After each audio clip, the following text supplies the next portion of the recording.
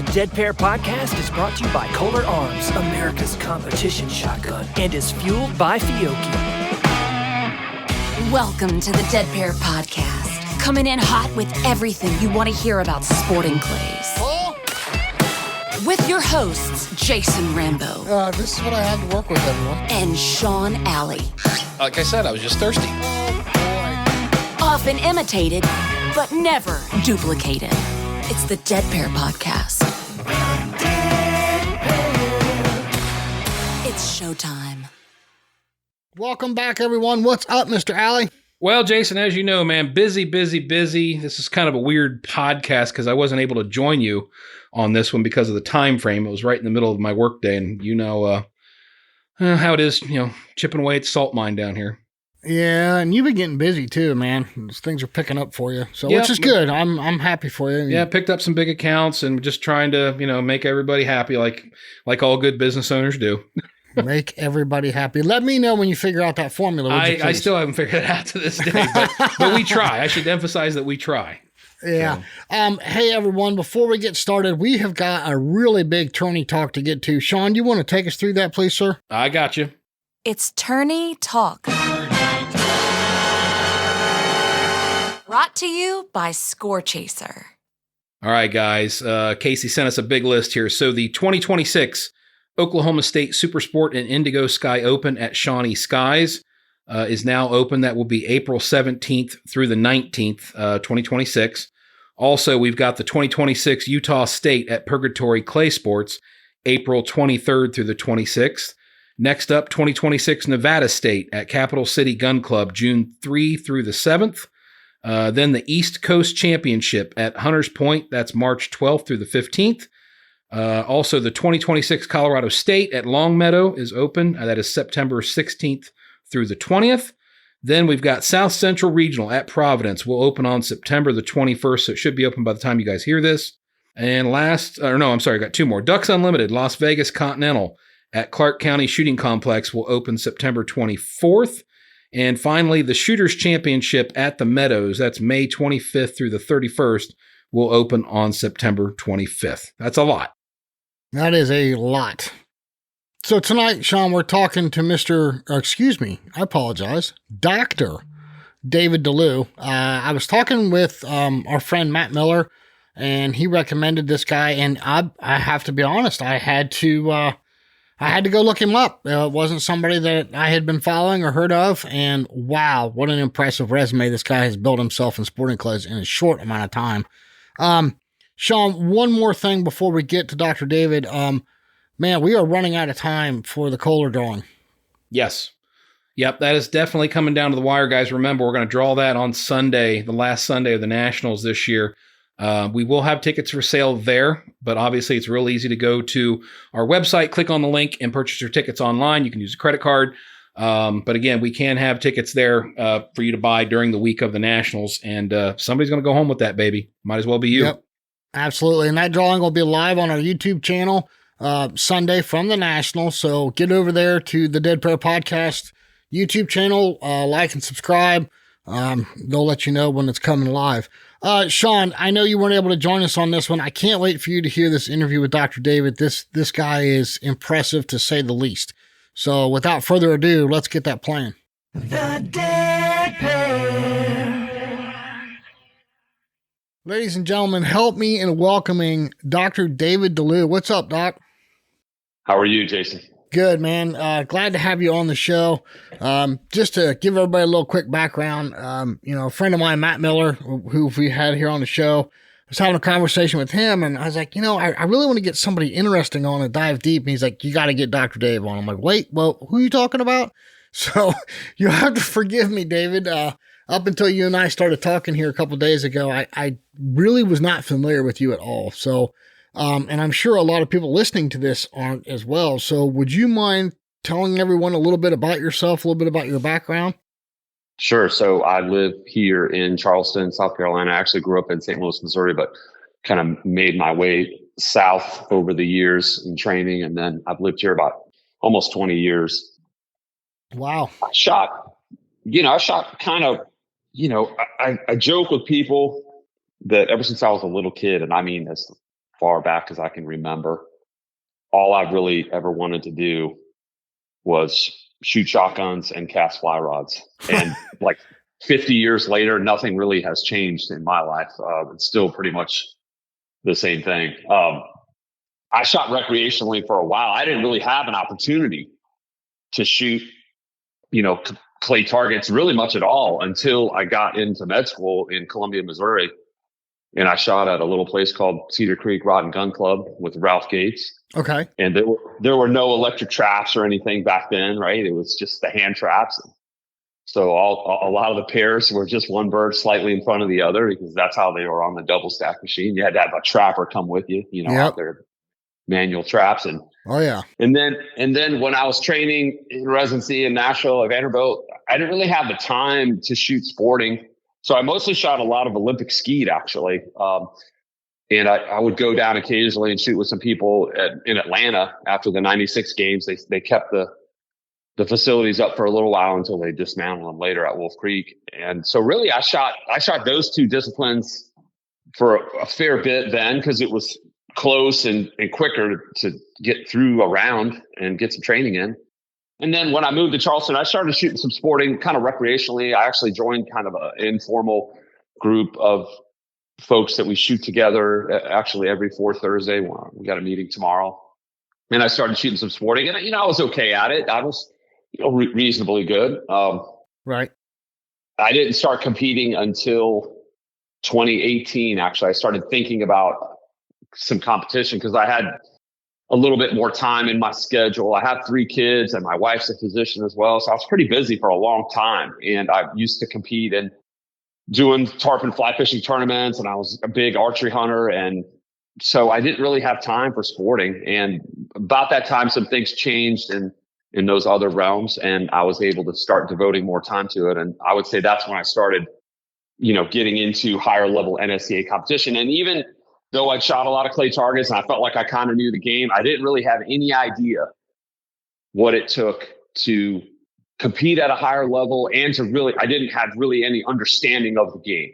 I think a lot of people can say that, really. I mean, just getting started. But hold on one second, David. You were saying that you're a physician. You weren't just a general practitioner. You are a surgeon.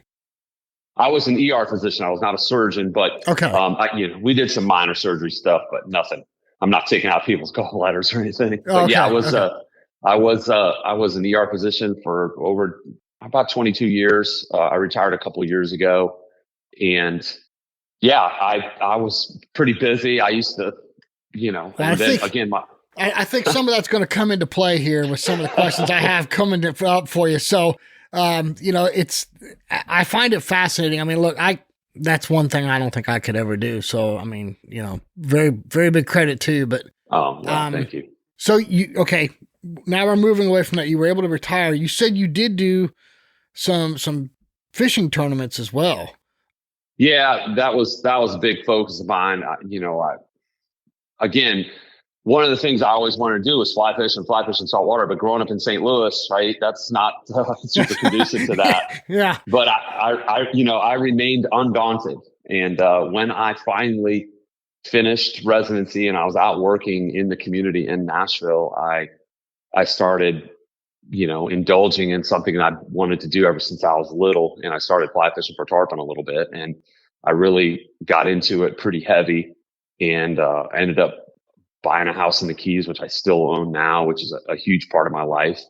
And I got hooked up with a good friend of mine who was my guide and is now still my friend for over 25 years. And yeah, Scott and I started fishing tarpon tournaments, and we had a pretty good bit of success at them, and kind of made a name for ourselves doing that. And it just became something that was kind of an obsession. And I think you're seeing kind of a trend there, right? That it's hard for me to do something, I guess people would say, sort of halfway, right? I kind of jump in, right. And I like that immersion experience. I think I've talked about before.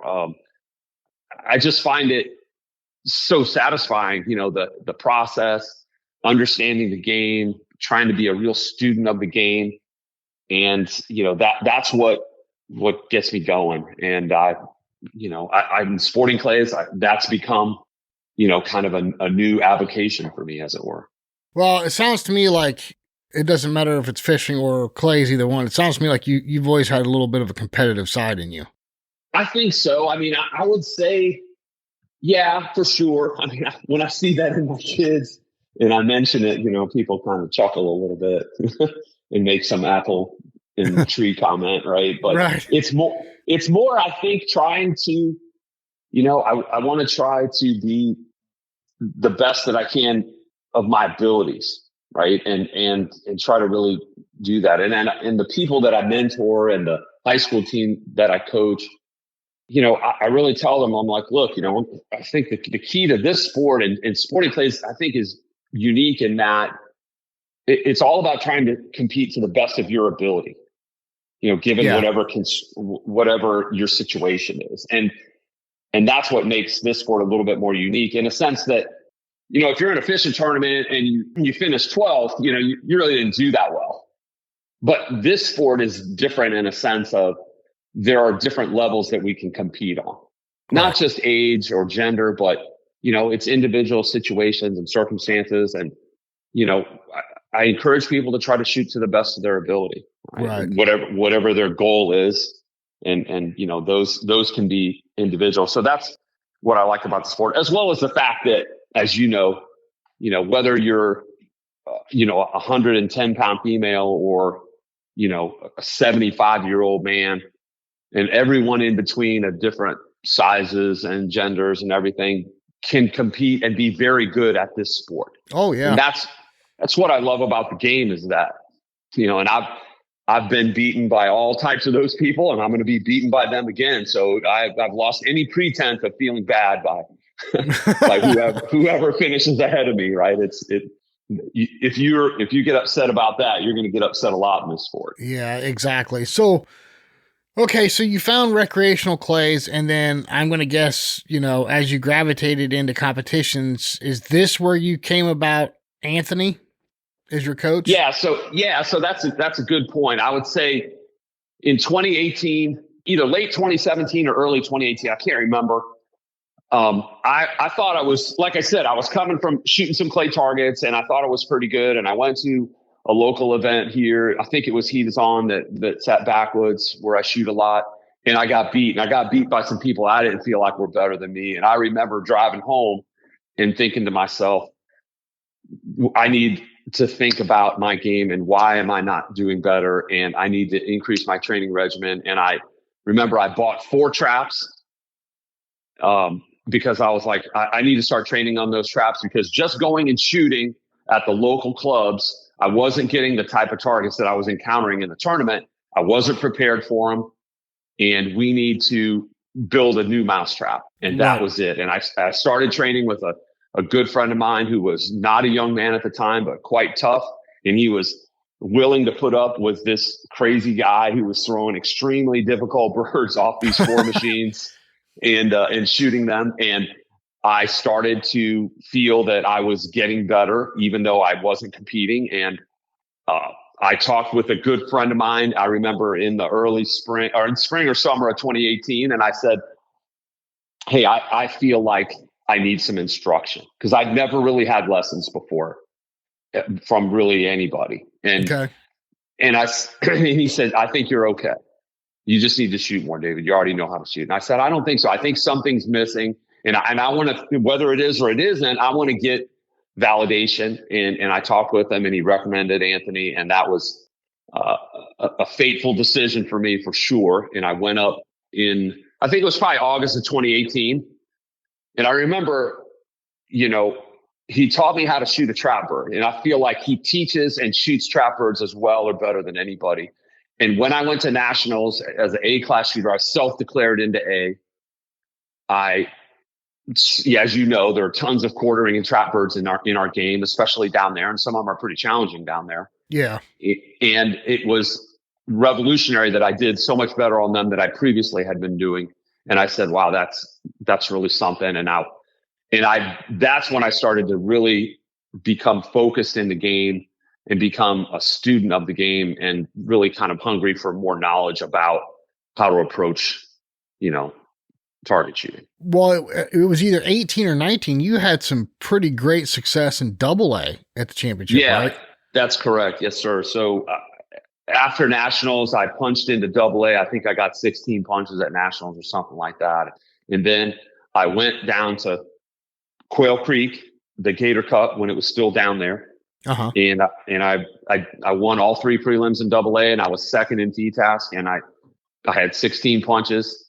And then 2 weeks later, I went to Seminole Cup, and I think I finished second in AA in the main event. And all of a sudden, I'm a masterclass shooter in 2 weeks. And I kind of was like, I definitely had some imposter syndrome because, I'm like, okay, I didn't really know what I was doing yet, Jason. And I'm like, oh my gosh, I'm in the same class as my friend Keith Higgins, who's, 2012 sub-gauge national champion, 700 straights in competition. He's been shooting for 20 years. Yeah. And I definitely didn't feel that I could compete with him and the other people in that game. But I also was, I benefited from some blissful ignorance because I went up to see Anthony at the US Open, which he held, I think, in 2019. And I shot FITASC, and I didn't even really know how to shoot FITASC, but I really didn't. The first time I shot it was at nationals in that competition. And then I shot it, in Quail Creek. But I think my Olympic skeet ability, right, practicing that mount, which is obviously much lower than even FITASC. Oh, yeah. And just trusting it, right, which FITASC is a lot of trust, I would say, much more instinctive in a lot of ways than sporting clays, which my opinion is a little bit more technical in a sense. And there's, obviously less repeatability, so you can kind of just go for it. You got a second barrel. Right. So in that sense, I kind of segued into it, and I ended up shooting 91 at the US Open in FITASC, and Derek Mine won with a 94. Yeah, and I was going to say that's an amazing score, especially for the U.S. Open FITASC. I mean, that's really good shooting. Appreciate that. Yeah, like I said, I kind of didn't know what I was doing, and I thought, okay, we'll just keep rolling. And same thing in nationals. He shot like 92, and I think the high was 96. And all of a sudden, at the end of the year, I get this, hey, you're All-American third team in FITASC in the open division. And I literally was like, I had no idea literally what I was doing in FITASC. But I think that training on those individual traps and, which is basically, I was just doing FITASC training, which that's why my sporting scores were kind of not as good as they could be, but that's a different story. But that and shooting a lot of Olympic ski just kind of helped me segue into that game unknowingly in a sense. And, and I guess I'd shot okay enough in AA. I started the year at AA, and I was, the Winchester National Tour champion in AA in my first full year of competition. So I was like, wow, this is great. I'm going to go out and I'm going to kick butt, I'm going to do great. And then 2020 rolls around and you kind of fell back to earth, and you realize that, it's difficult to shoot consistently at a high level all the time. Yeah. It's one thing to go in there and no one really knows who you are, and not that anyone did then, or now, but it's difficult when you have an expectation, right, whether it's from someone else or from yourself, to shoot well all the time. Right. It's very difficult to achieve that. And I think people get hung up in that a lot. And I don't know if that happened in 2020 or not, but I actually had been shooting a different gun. I switched guns in 2020. I went to a fixed gun, a fixed choke 34-inch gun. Mm-hmm. And that helped in some ways, but I've since switched to another gun. And so that's a bit of a process that we can cover along the way as well. But I think that's enough talking on that answer. Well, it's, I don't want to use the word funny, but it's, I'm dealing with the same thing, going from AA to master. I've been back and forth. I think this is the third time now.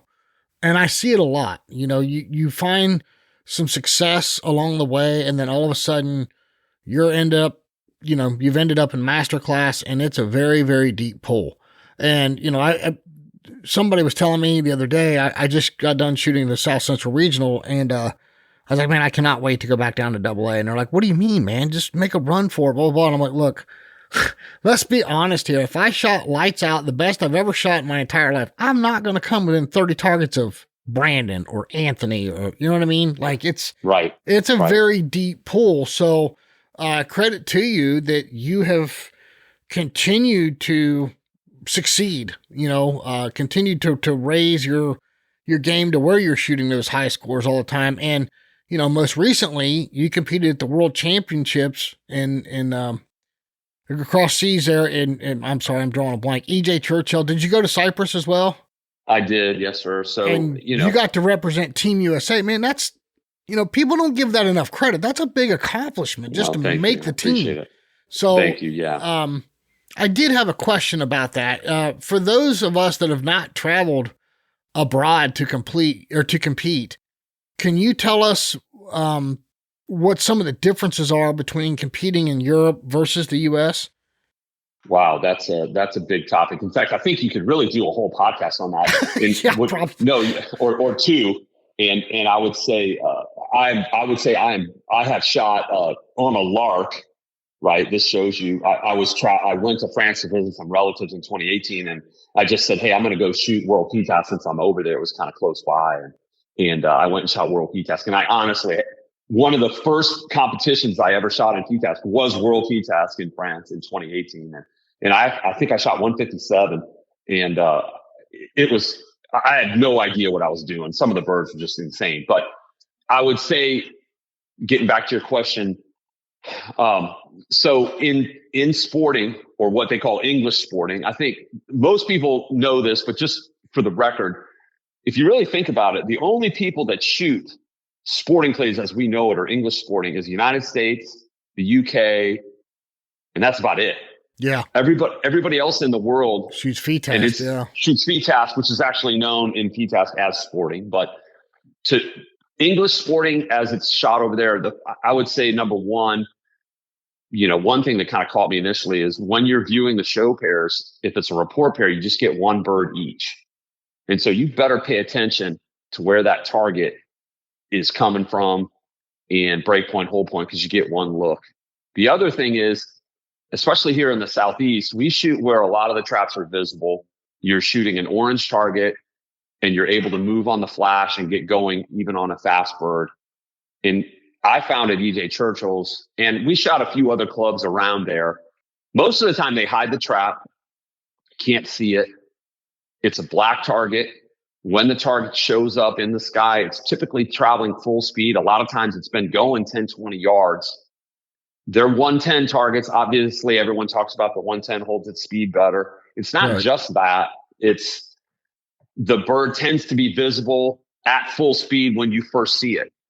So that the ability to move on the flash that we use here on orange targets and get connected is more challenging there. You have to, it's a lot like when I shot out west for the first time last year in the spring. I shot in Phoenix at the Western Regional. You really have to play off the bird. You have to insert on the clay and work from there. That's your sort of background rather than the trees or some type of, external background that you can mark the line. I would say even their battus are more reinforced than ours. I joke that it's kind of like if you took a 110 bird and a rabbit and they had a baby, it'd be that batu. And I mean, those things, they are absolutely reinforced. They can throw them with more spring. They have more weight. So they fly even farther and faster than our batus, if you can believe that. Because, some of our batu shots, especially off towers, can be pretty stout in terms of speed and gap. So everything happens, a little bit faster up there. And I think that's why they also tend to throw a lot more belly, a big 40-yard crosser with belly. That's their wheelhouse there. Whereas I remember one of the stations on the main, I think it was on the blue course, had a barrier with a couple orange bird traps coming, and they were a pair of trap teal going away, and they crossed and one hooked over. Pretty straightforward pair for folks in the Southeast that shoot those a lot. But over there, that was like a notable set for them because they don't shoot a lot of that. I bet we shot maybe 5 or 10% orange targets in the time I was there, both in EJ Churchill's and in Cyprus. Wow. So those are just a few highlights there, but you probably ought to get somebody on that's had a lot. I've not had a lot of experience overseas, but I'd like to gain more because it definitely will improve your game. Well, speaking of that, how did the World Championship go for you? I mean, how did the events run for you? It went pretty well. I mean, I would say, I was definitely, there was some nerves there, for sure. I would say I put a lot of pressure on myself to do well. I shot decent in the prelim. I shot a 90 in the prelim, which was a pretty good score. I had the privilege to shoot with Brandon on the super sporting event and shot like low to mid 80s, not what I was hoping for, but not terrible. And then main event, I shot fair. I was probably maybe top 25 or so in veterans out of, a few hundred folks. I could have shot better, but, for my first time over there, I felt like I shot well, and some other people validated that. So I'm excited to try to get back over at some point and shoot again. It's a wonderful venue. And I do agree with Zach that it's really almost a rite of passage. If you're serious about the game and you have the opportunity to go, I would definitely take it. As far as FITASC, I shot okay, not as well as I was hoping. I felt like I had more in me. Mm-hmm. I trained pretty hard. I had some physical limitations. My back kind of gave out a little bit on day one. That hurt me a little bit. And I've been working to correct that since then. But like day 4, I shot 47 out of 50. And if I could have kept that going for the other 3 days, it might have been a different outcome. But that was really fun, challenging birds, a lot of big chandelles. I think Anthony and I were talking, and 33 of the 200 birds were chandelles. And some of them were, Jason, were so big that you really had like one good shot at them because they threw them from so far away, and the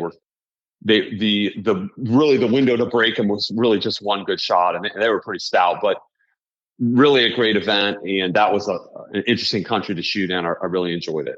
Well, that's, I've talked to so many people that were there in Cyprus and EJ Churchill, and EJ Churchill's been on the bucket list for me since day one. I've always wanted to go there because that's kind of the birthplace of sporting clays, really. I mean, like as far as like organized competing and stuff. And then I hear all about Cyprus and how beautiful it is and how big the targets are. And, I joke with Sean all the time as our bucket list has turned into a barrel list of all the places we want to go.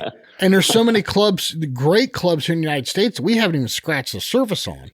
And I've been all over the country. So, I mean, but traveling abroad is definitely something that's in the barrel list, I mean, I want to do that so bad. Highly recommended. And I would say too that, just the level of professionalism is sort of another step up there in England as far as clay shooting, Really? The facilities and the people and just everything about it is, they really take it seriously over there. And I appreciate their approach and their dedication. And it really shows. I mean, we went to Barbary Shooting School, just some fantastic folks. And, I couldn't really get enough of it. I would travel back over there just to shoot, wow. just to clay shoot if I had the time and more resources. It was really that good. And I've been privileged to shoot a fair number of places here in the States, but like you, there's a lot more that I'd like to do. And shooting out west is one of them. I would say shooting out west, a lot of those guys are well prepared for England because of the nature of a lot of those black targets in the sky, et cetera. Yeah. And it's funny you say that because, when I go out there and visit buddy Chad Roberts, who lives in California, I mean, the targets are just different there. I can't explain it. I mean, they're harder in a sense, and they are faster, and there's a lot of sky stuff. So yeah, I could see that. I could see that relation, for what you're talking about. Well, hey, listen, I want to dive a little deeper into your shooting. I know that you're helping out a youth team, and generally speaking, you're a pretty busy individual. We have the nationals approaching, and I'm just curious as to what your practice habits look like. Well, first I need to get through Southeast Regional, and that's going to be at Backwoods, kind of basically one of my home clubs, that and the Hermitage. Yeah. In which we just finished up South Carolina State. So, as far as nationals, obviously it's, as soon as Southeast Regional finishes, we're going to turn our focus towards that.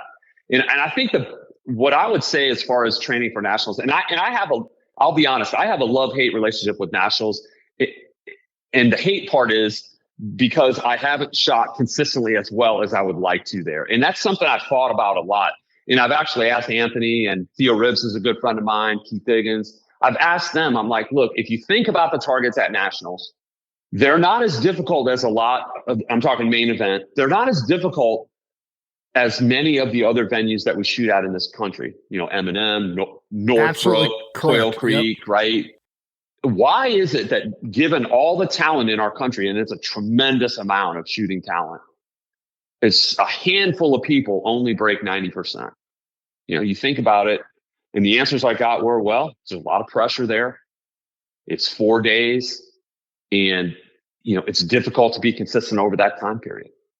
Yeah, it's funny you mentioned this, because I've had the same question lingering for a long time. Like you say, the targets there are not. Let's just put it this way: they do a very good job of appeasing every class, as compared to some of the bigger events we go to in the United States. They kind of lean more towards the master and pro side. You know what I mean? As far as targets are concerned. Oh, for sure. But you're right. The targets there are not over the top. They're not that difficult, but I don't know if it's just something about the 4-day stretch. I don't know what it is. I don't know if it's the pressure, but you're absolutely correct. There's something about nationals it's elusive. Why aren't the guys that are normally winning all the time winning at nationals? You're absolutely correct. And I would say that shooting at that venue, if you think about it, it's a lot of black targets in the sky because of the backgrounds. It's a lot of birds that you can hold on to for a while. Not all of them. There's some fast boarding targets, but your ability to really see the clay, keep your eye on the clay, not look back at the space, look back at the gun. It requires a lot of control to shoot a lot of those birds in the sky well. And that's not easy to do. If you think about it, over 40 stations, over 4 days, you've got to, if you have a stumble here and there, just dropping down 5 or 6 targets drops you down 20, 30 places when there's 1,500, 1,800 people in there. But as far as my, and again, so that's kind of, I've started to feel more comfortable there. I took a couple years off. I had some health issues that didn't allow me to shoot for a couple years. And I took a year off from nationals just to kind of catch a break. But last year I felt more comfortable there. I shot a little bit better at times. My FITASC was not so good, but it didn't end up mattering as much. But I would say you need to practice birds that you're going to see at nationals. And my practice regimen is going to revolve around that, trying to shoot more, true pairs in the air, one curling from the left, one curling from the right, because that's a little bit of a different program than just the fast trap teal, true pairs, or eye crossers, as some of the guys talk about, that we see a lot of here in the Southeast, right? Mm-hmm. Starting to look at some black rim targets. And that's not just assuming that you have your own traps, which I actually don't have my own traps anymore. But, if you can get your targets that are at your local club to set up birds that emulate those at nationals, I think you're going to be better off in training that. I would say I do start ramping up my volume a little bit, not a tremendous amount, but a little bit, just to feel comfortable. And I would say also, I think for a lot of people, folks will ask me, hey, you're a pretty decent shot, but then, lately you've been shooting better. What's kind of brought you to shooting a little bit better? And I would say, really, I look at the analogy of the journeyman golf pro, right? If you think about it, if you're on the PGA Tour, you're one of the best golfers in the world, period. There's no question about that. But there's many guys on the tour that have never won an event, much less a major, but they've never even won an event. Yeah. In order for them to win an event, they have to believe that they can win an event, or it's not going to happen. But yet, without that validation of winning, a lot of people don't believe that they can. But you really have to believe that you can, even before it happens, because if you don't, it's not going to. Right.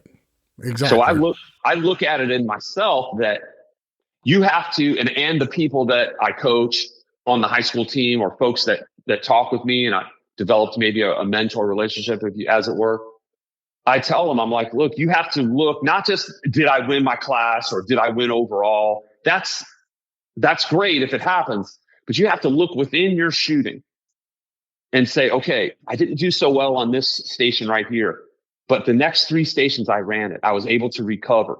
And you take that block, and literally I tell them, because I have it on my gun safe, I tell them, you print that out and you put it on your gun safe, because you need to build from that and expand that And then the goals that you've set for yourself, they will come. But if you don't do that, you're going to get mired in all kinds of other sort of unhelpful thoughts, as it were. Yeah. I think that's super critical. Absolutely. That's very well said too.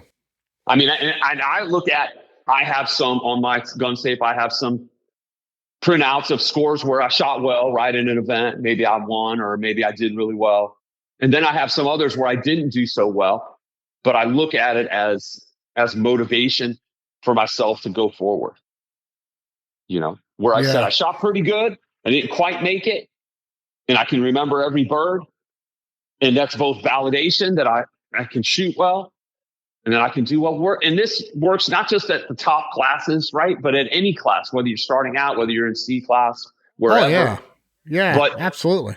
It's validating that you know how to swing the gun, and it's motivation for you to do better in whatever goal that is that you want to reach. So let me ask you this, David.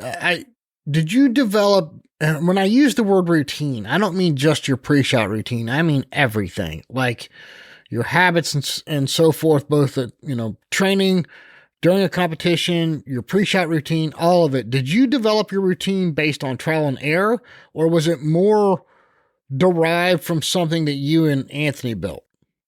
I would say, I mean, obviously Anthony's been a tremendous influence in my shooting, but honestly, I've only had 3 lessons with him. I had one in 18, one in 19, and one just, I think earlier this year in the spring or in the winter.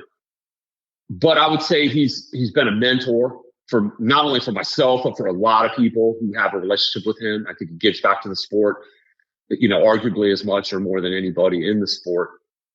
And I would say I have a small group of friends. Like I said, Theo, Keith, a couple other folks, Matt, obviously Matt Miller's a good friend of mine.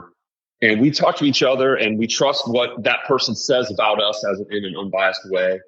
And then I would say also, like, I never want to tell anyone, because I've been told in the past, right? I remember a story when I was just starting out tarpon fishing with my guide, and another guide came up to us and they heard we were going to compete, and they told us we had no chance of winning against basically the Andy Mill and these other top fishermen. And we certainly turned that argument inside out. And so I would never tell anyone at an event that they can't win. They can't beat all the top shooters. But on the other hand, I would also say, if you have a lofty goal, you have to have be able to commit the time and resources to reach that goal, or we're going to have a disconnect in our happiness level because we're constantly not going to make it. I would also say on the other side of that coin is you have to have an honest assessment of what your routine is, and look at your game and be honest about it and try to figure it out. Like even last year, I made the Sporting Clays team. Granted, I was alternate and a couple of people had to drop out. And so I clawed my way into a spot. FITASC, I made it outright. I was proud of that. But even though I made the team in Sporting, I said, look, I'm missing 2 or 3 birds every time. I'm coming up short every time.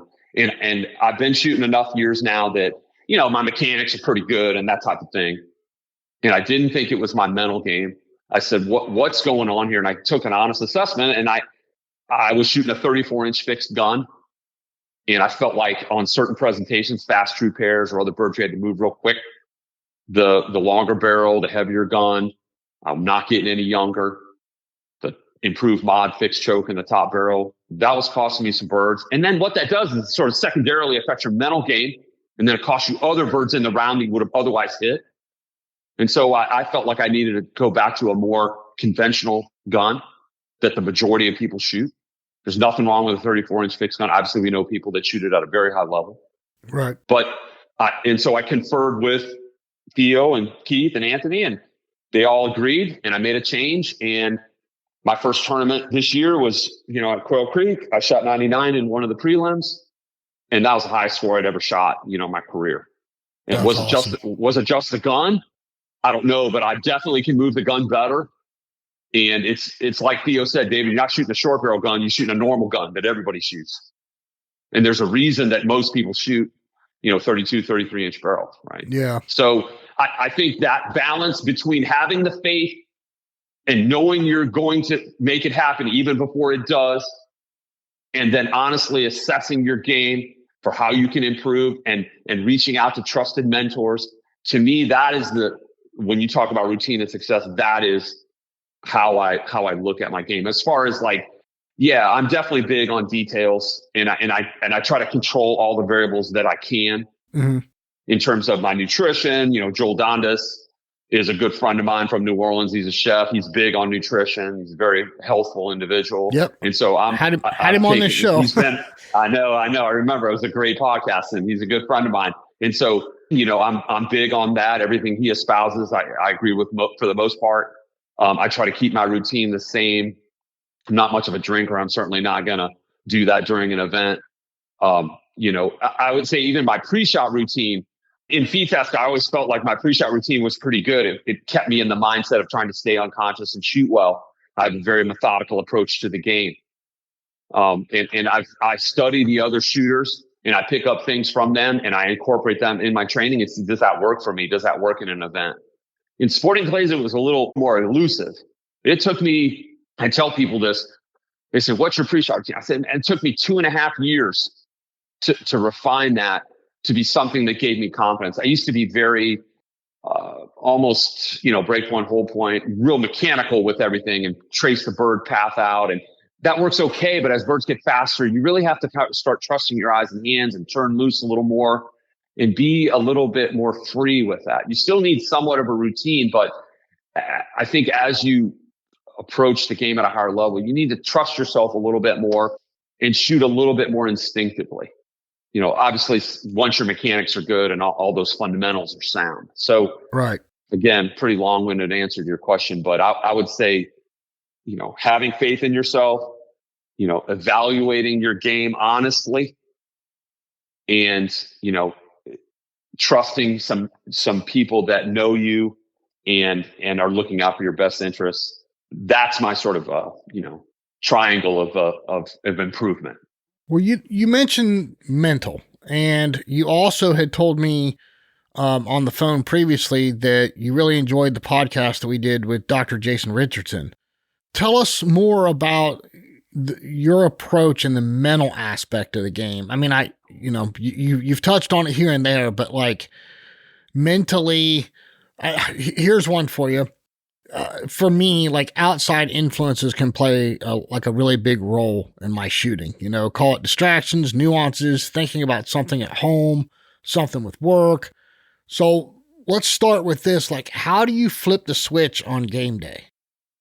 Well, I mean, that's a great question. And again, there's been, you've done whole podcasts on it, but I would say that your mental game really, and this is probably pulled from one of Anthony's podcasts, but I agree with it 100%. It really starts with your absolute black and white confidence of being able to hit the targets, right? Like if you, and it isn't like, hey, you can run 10 birds in a row off the 60-yard tower. That's not realistic for almost any shooter in the world, right? I think a lot of people, they look at a bird you say, hey, how'd you shoot? Or how was your day today? I like to say that better than, how'd you shoot? Because that gets people anxious, and, we don't want to focus on that. We want to focus on how we felt. How was your day? And they say, well, the birds weren't that hard. I just didn't shoot well. I say, look, if you take a trap and you put it out at 35 yards and it's a deep quartering bird going away with a lot of speed and not a lot of profile, that's a difficult bird in an absolute value sense, period. That's what some guys would say. That's a missable target. Meaning, even the best shooters in the world are not going to go up there and they may miss that target.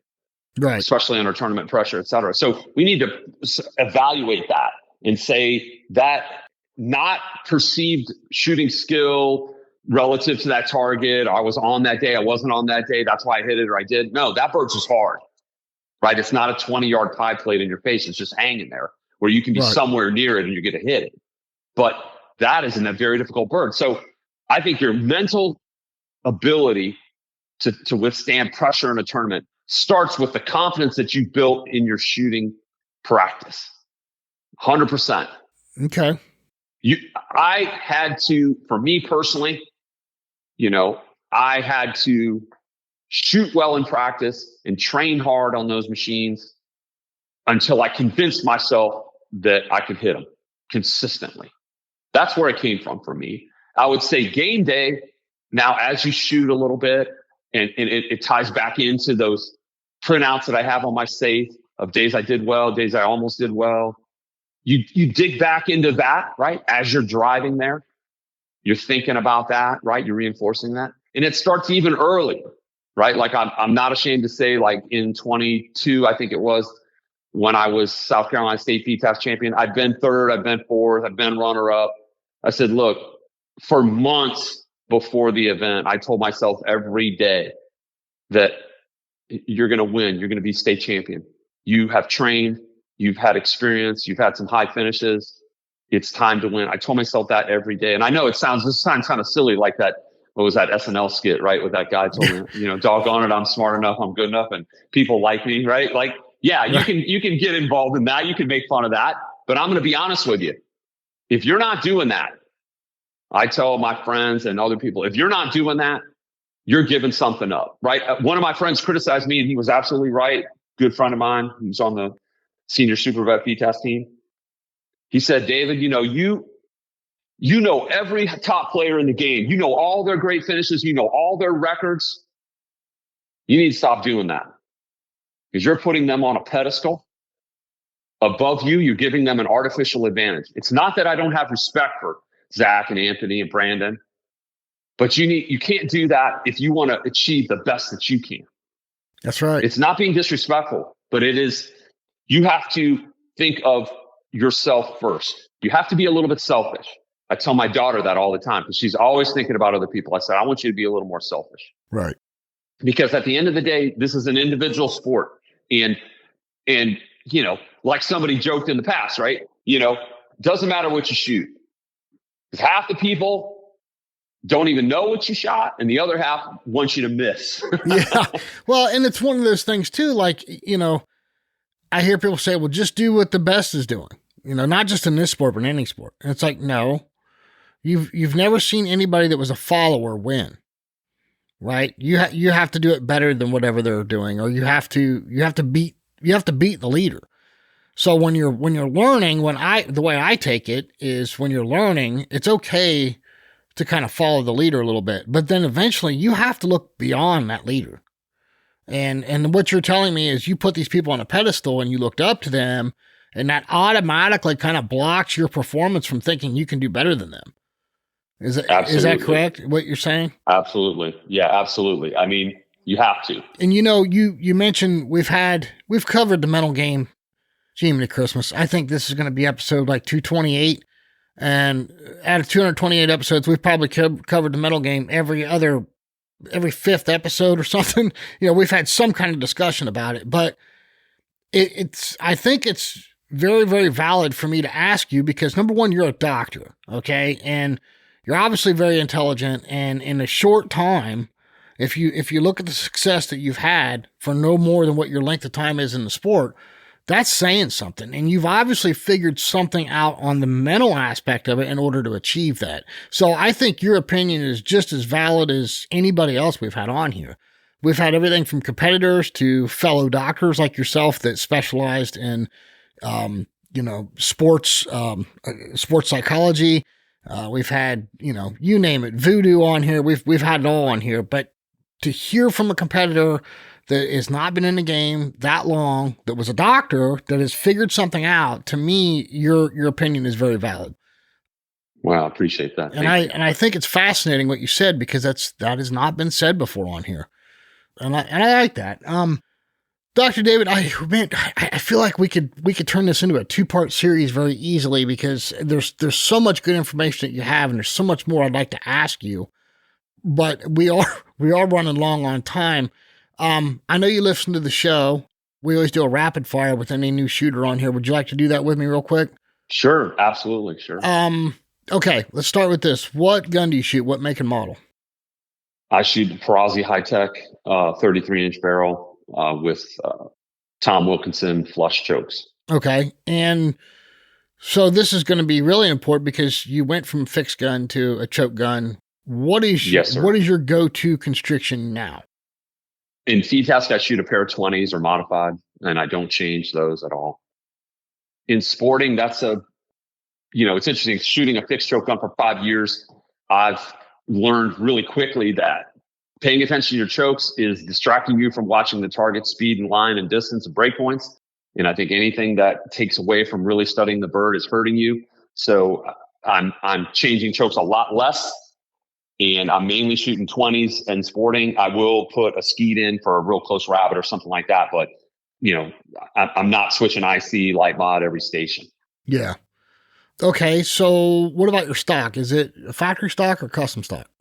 It's a factory stock from Parazzi that's custom fitted for me. And I would say, as an aside, I think having a truly fitted stock really made a difference in my game versus just something with an adjustable comb and a cheek pad or changing the pitch a little bit. I think that's well worth the investment. Once you've reached a certain level, I don't think guys right off the get need to go spend, thousands of dollars on a custom stock, because your mount and your style and things are going to change. So, but once you're at a certain level, I do think a truly custom fitted stock makes a difference. Well, for me, if I could ever quit yo-yoing in weight, that would probably be great to go get a custom stock. Okay. What shells do you shoot? What brand, what recipe? I mainly shoot in competition. I shoot the AA 1 ounce 1290, either 7.5s or 8s. I shoot 7.5s all at FITASC. I'll switch between 8s and 7.5s in sporting. I like the shell. It's unbelievably good. It patterns very well. I consider it probably so far my favorite shell in FITASC for sure. I get unbelievable breaks. It's a little bumpy. I'm thinking about going to the 1250 or even looking for some other shells that have a little bit less recoil, but the AA has been super consistent for me. And, when the gun's in the right place, it's going to break for sure. Well, we're a little biased here at the Dead Pair, and we're big Fiocchi nuts. Remind me when I see you at a tournament, I'll give you a box of the little rhinos, the 1 ounce 1250. Well, full disclosure, in practice, I shoot the Shooting Dynamics 1 ounce 1250. Okay. And I actually think for the price point, and even for other shells that cost more, that's probably one of the best shells I've shot. It's unbelievable. And so I've got no issues with that shell either. That's one of the cool things I love, is because any competition load they have, you can get it in Shooting Dynamics. Same performance, exactly. just a little bit less expensive components. So that's awesome. Okay, so are you a vest or a shell bag guy? I shoot a Castellani vest. Okay. Ear protection. I use the same silicone ear plugs that I think I've had for like 10 years. I don't know.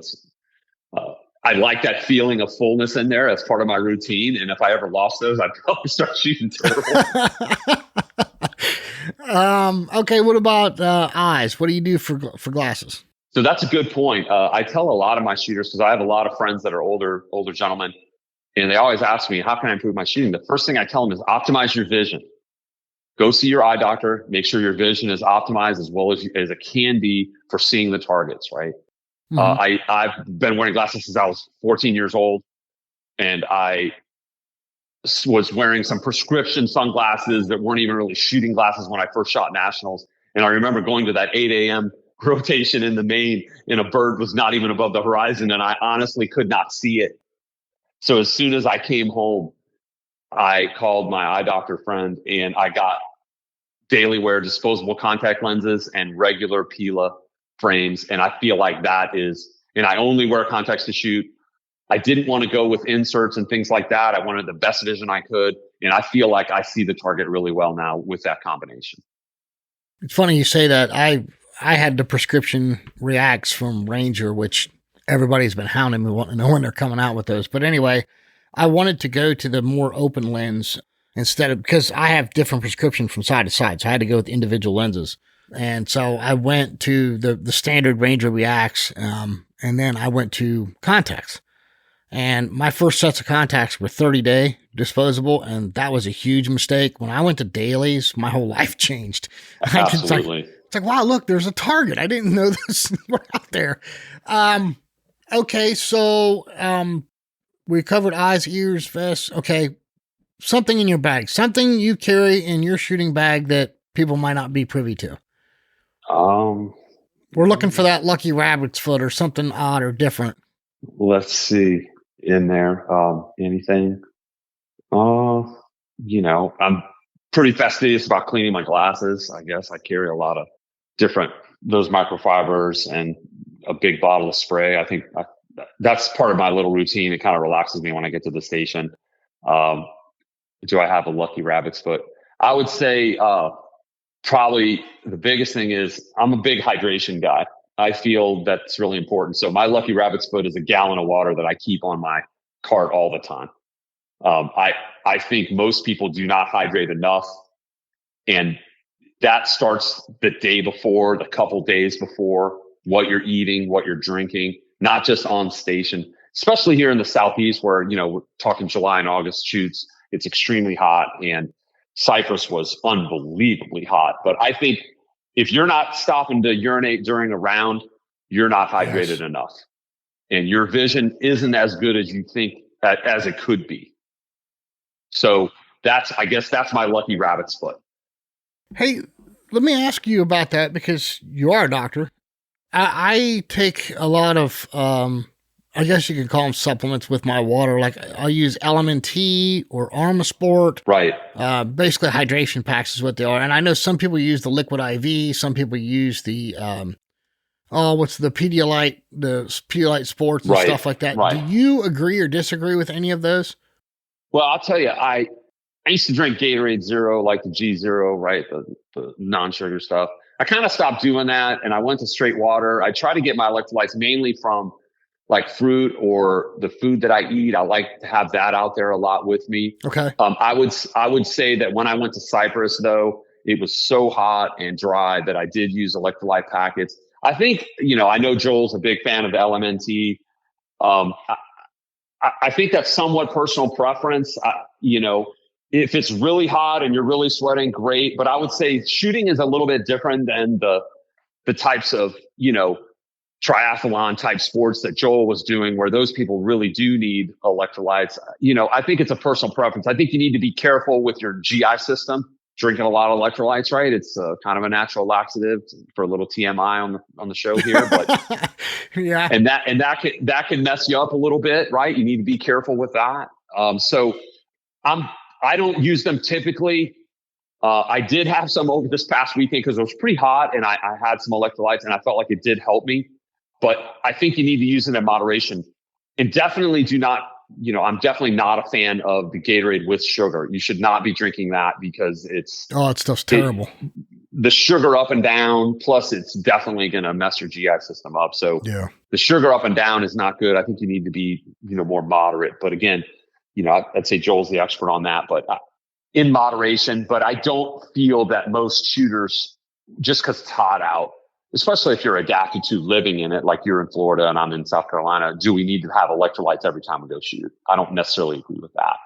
Yeah, I've kind of switched it up a little bit. I'll take a packet in the morning with a bottle of water, and then that's it. I just drink water the rest of the day. Try and stay away from my energy drinks, which, I know I'm drinking the sugar-free, but I don't think there's any single thing in that can that's good for you. So, well, listen, Dr. David, like I said, I feel like we could keep going, man. I've got 100 more questions for you. So let's get through nationals. I think there's another topic I want to go over with you.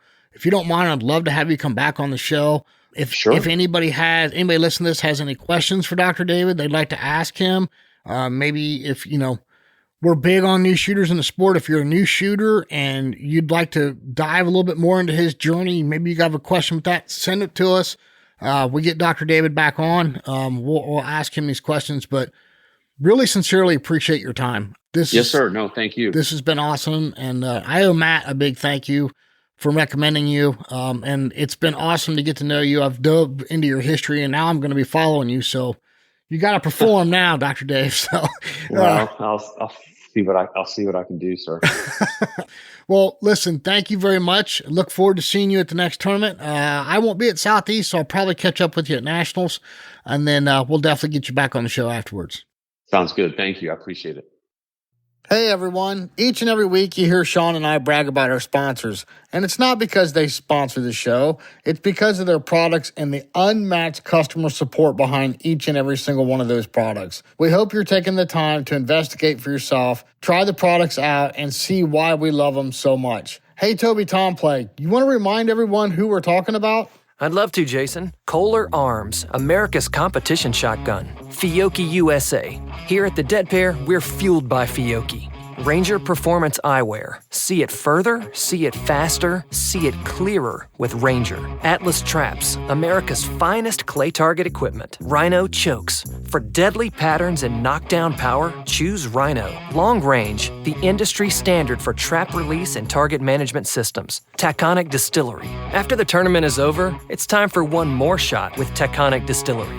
Score Chaser, your shoots simplified. Clay Range Design Works, your one-stop shop for all your clay target needs. And now, back to the show.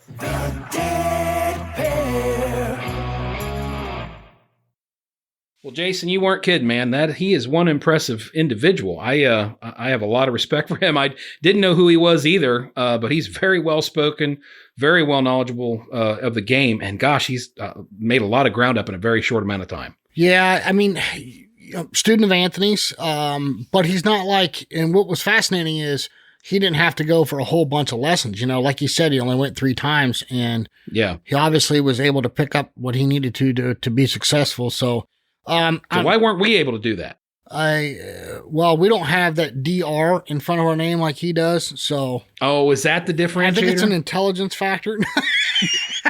So we're both just screwed then. Yeah, okay, I think so. But no, what a great guy. And like I said, people want to write into us. If you have more questions for him, I'd love to get him back on, because really I could have talked to the guy for another 2 hours. Just very well spoken, very interesting person, and his journey going from 2018, just getting started in competitive clays, right into master, and now being part of Team USA as a veteran. What an impressive resume. So, no doubt. Yeah, if you got questions for him, send it to us. We'd be more than happy. You know, I talked to him after we got off the interview, and he'd be more than happy to come back on and talk. So, get us those questions. Speaking of which, questions for the coaches. We're trying to put together a 2-part segment. Send us those questions. We've gotten a few. Thank you for the people that have sent them, but we need more. Come on, send them to us. We're going to get a whole host of coaches on and get this going. Also, remind everyone of our discounts from our sponsors.